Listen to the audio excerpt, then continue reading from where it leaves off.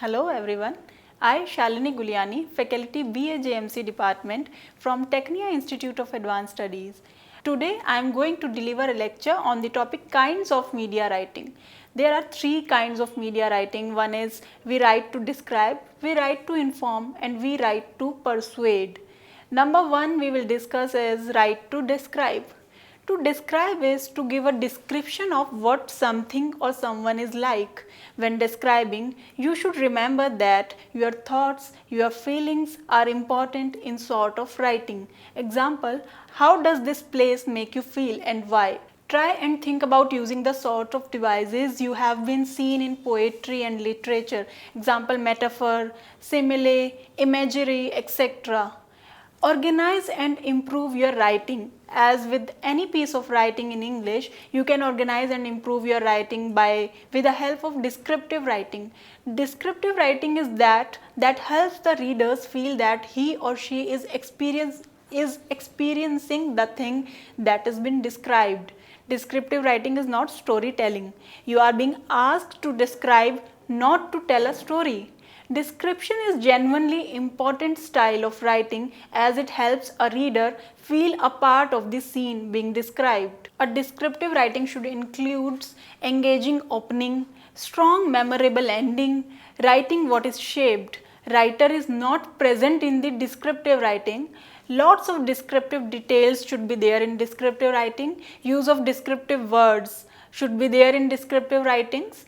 Then second point is write to persuade.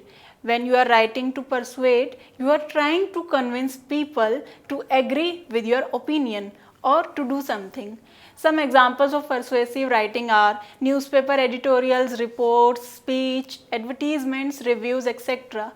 The goal of writing is to persuade, not to show you are angry about an issue.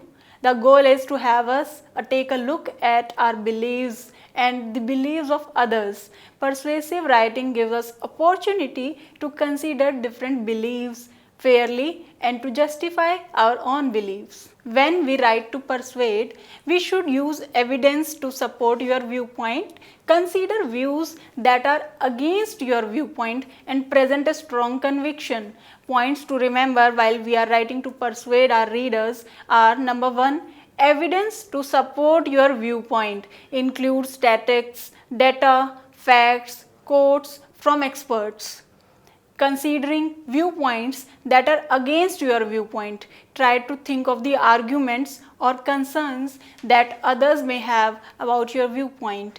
You should respond to this concern to explain why your viewpoint is the best one. All your explanations and evidence should lead to a strong conclusion where you summarize your view.